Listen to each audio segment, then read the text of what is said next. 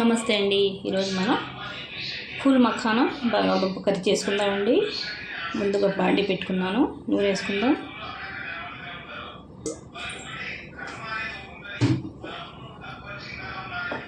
Full makhana అయితే ముందు వేపుకున్నానండి, నూనె లేకుండా.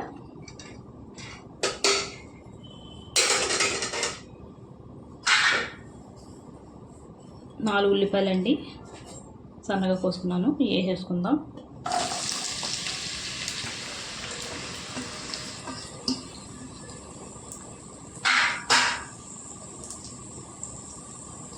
ఇందులోనే మనం బంగాళదుంపలు వేసుకున్నామండి. ఇవి కూడా నీటిలో వేసుకున్నాను, కోసుకొని.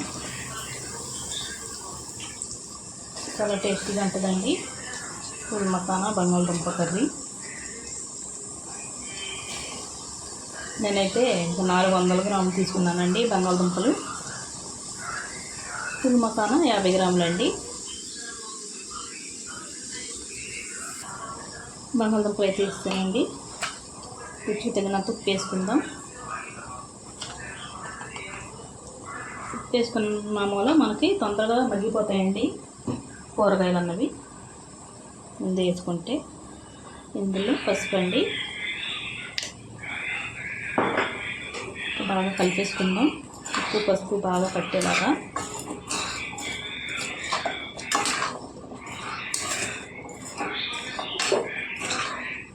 చూడండి, బాగా కలిపేసుకున్నాము. ఇప్పుడు మూత పెట్టి మగ్గించుకుందాం. చూడండి, కొద్దిగా మగ్గాయి కదా, ఇంకా బాగా మగ్గాలండి. ఒకసారి కలిపేసుకొని మూత పెట్టి మగ్గించుకుందాం. చూడండి, మగ్గాయి కదా. కొద్దిగా మసాలా వేసుకుందామండి. ఒక చెంచా వేసుకొని బాగా కలుపుకుందాం.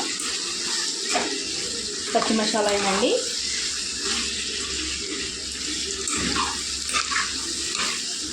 బాగా కలిపేసుకొని ఇందులో మనం కారం వేసుకుందామండి. కారం ఎక్కువ తింటే ఎక్కువ, తక్కువ తింటే తక్కువ.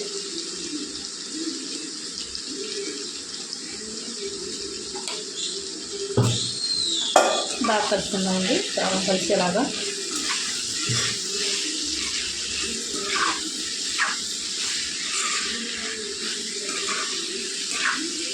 కొద్దిసేపు మూత పెట్టి కారంని మసాలా వేగనిద్దామండి, పచ్చివాసన పోయే వరకు.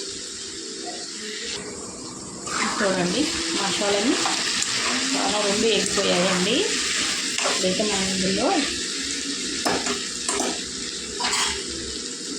టమాటా పేస్ట్ వేసుకున్నాండి. టమాటా పేస్ట్ 4 టమాటాలండి.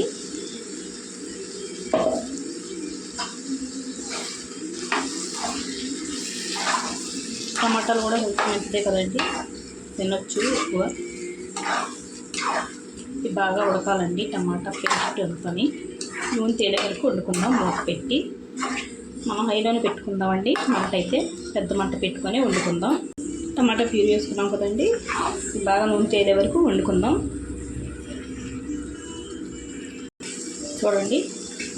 చూడండి మసాలా వేసుకున్నాం కదా. కొద్దిగా ఒకసారి కలిపేసుకొని ఇందులో మనం నీళ్ళు వేసుకుందాం. ఒక పెద్ద గ్లాస్ వేసుకున్నానండి నేనైతే. బాగా కలిపేసుకుందాం.